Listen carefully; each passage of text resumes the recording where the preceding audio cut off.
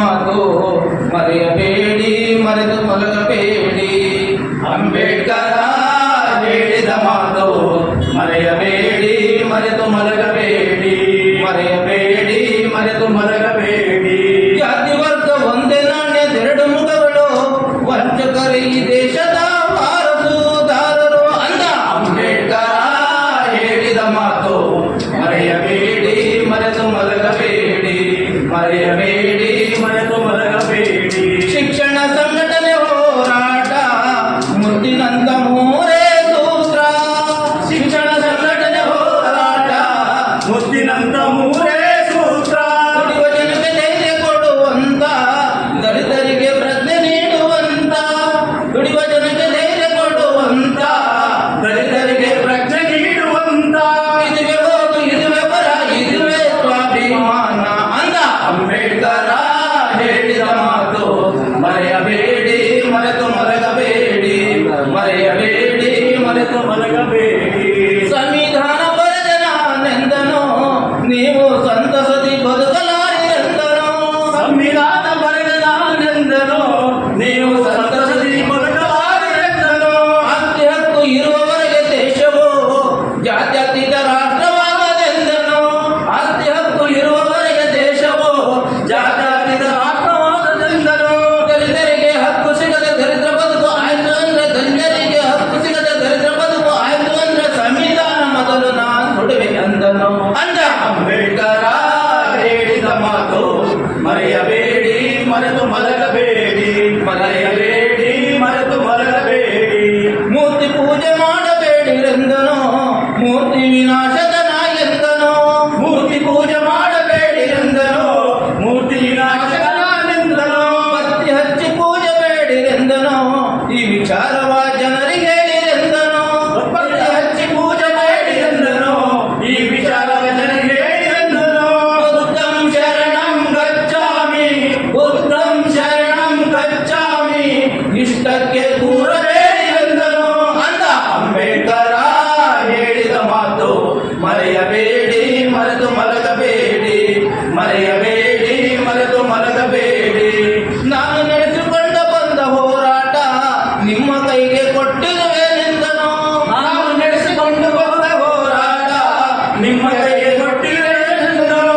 ಶಕ್ತಿಗಿದ್ರೆ ಮುಂದಕ್ಕೆ ನಡೆಸಿರೆಂದನೋ, ಇಲ್ಲದಿದ್ರೆ ಹಿಂದಕ್ಕೆ ತಳ್ಳಬೇಡಿರೆಂದನೋ. ಕಲ್ಯಾಣಿಕ ಶರಣಾಗದ ಸಿದ್ಧಾಂತದ ಕಡೆಗೆ ನಮ್ಮ ಯುವ ಸಂಕುಲವನ್ನ ಆಕರ್ಷಣೆಗೊಳಿಸಬೇಕಾಗ್ತದೆ. ಯಾಕಂದ್ರೆ ಈಗಿನ ಪೀಳಿಗೆಗೆ ಬಾಬಾ ಸಾಹೇಬ್ ಅಂಬೇಡ್ಕರ್ ಅಂದ್ರೆ ಏನೊಬ್ಬ ವ್ಯಕ್ತಿತ್ವ ಅಷ್ಟೇ ಅವರನ್ನ ಗುರುತಿಸ್ತಾರೆ. ಆದರೆ ಅವರ ಸಾಧನೆಗಳು, ಅವರು ಹಾಕಿಕೊಟ್ಟಂತ ಮಾರ್ಗಗಳು, ದಲಿತ ವರ್ಗಕ್ಕೆ ನೀಡಿದಂಥ ಕೊಡುಗೆ, ಸರ್ವ ಜನಾಂಗದ ಶೋಷಿತರ ಕಾನೂನಿನ ವ್ಯವಸ್ಥೆಯನ್ನ ನಾವು ಅವ್ರಿಗೆ ಪರಿಚಯ ಮಾಡಬೇಕಾಗುತ್ತೆ. ಹಾಗಾಗಿ ಈ ಮಧ್ಯೆ ನಾವು ಇಂಥ ಕಾರ್ಯಕ್ರಮಗಳನ್ನು ಹಾಕೊಂಡು ಆ ಕಾರ್ಯಕ್ರಮಗಳ ಮೂಲಕ ನಾವೀಗ ನನಗೆ ಉಪನ್ಯಾಸ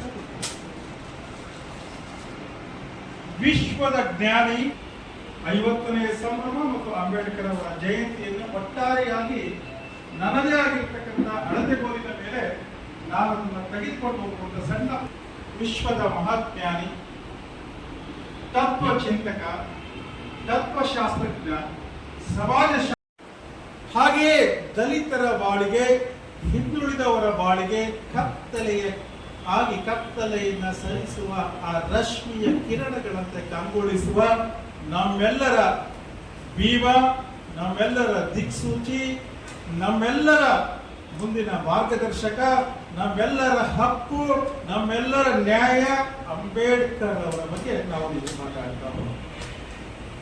ಅಂಬೇಡ್ಕರ್ 1891ರಲ್ಲಿ ಮಧ್ಯಪ್ರದೇಶದಲ್ಲಿ ಮಿಲಿಟರಿ ಕ್ಯಾಂಪ್ ಒಂದು ರಿಲೀಜನ್ಸ್.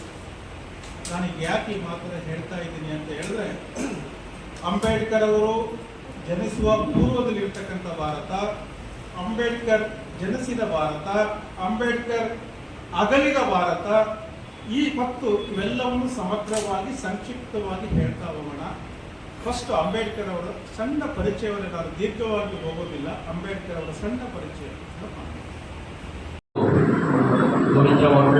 ಹಾಲ್ನಲ್ಲಿ ಕಾರ್ಯಕ್ರಮ ಮಾಡಿದ್ವಿ. ಈ ಕಾರ್ಯಕ್ರಮಕ್ಕೆ ನಮ್ಮ ದಲಿತ ಸಮಿತಿಯ ಜಿಲ್ಲಾ ಸಂಘಟನಾ ಸದಸ್ಯರಾದಂಥ ದೇವಪುರ ಆಗಮಿಸಿದರೆ ಅವರಿಗೆ ಕರ್ನಾಟಕದ ಸ್ವಾಗತವನ್ನು ಕೊಡ್ತಾ ಇದ್ದೇವೆ. ಮತ್ತೊಬ್ಬರು ನಮ್ಮ ಅಧ್ಯಕ್ಷರು ವಹಿಸಿದಂಥ ನಮ್ಮ ತಾಲೂಕು ಸಂಚಾಲಕ ಲಕ್ಷ್ಮಣ ಅವರು ಕೂಡ ದಲಿತ ಸಂಘಟನೆಯಿಂದ ಸ್ವಾಗತವನ್ನು ಕೊಡ್ತಾ ಇದ್ದೇವೆ. ಮಹಿಳಾ ಸಂಚಾಲಕಿ ನಮ್ಮ ಬಂದಿರದೇವರು ಅವರು ಕೂಡ ಆಗಮಿಸಿ ಅವರು ಕೂಡ ಕೊಡ್ತಾ ಇದ್ವಿ.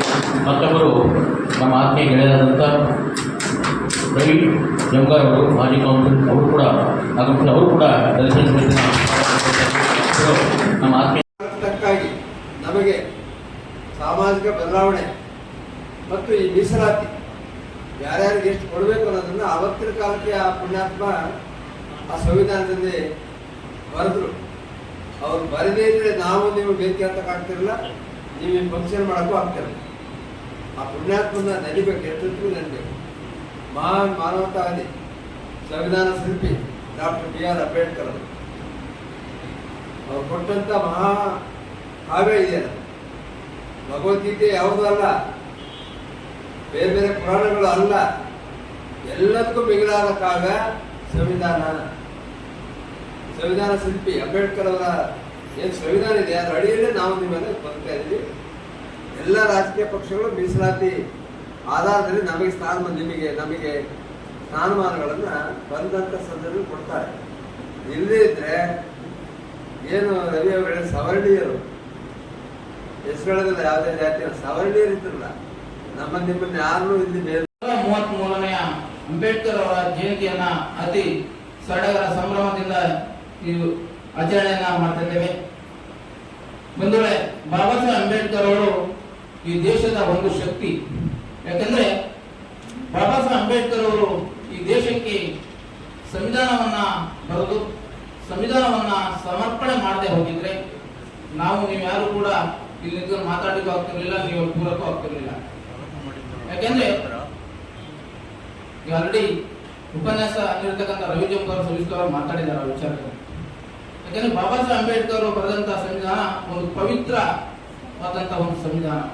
ಈ ಸಂವಿಧಾನ ಅಡಿಯಲ್ಲಿ ನೀವೆಲ್ಲರೂ ಕೂಡ ಇವತ್ತು ಕಾರ್ಯಕ್ರಮಗಳು ಅಥವಾ ಕಾರ್ಯಚಟುವಟಿಕೆಗಳು ಮಾಡ್ತಾ ಇದ್ದೇವೆ.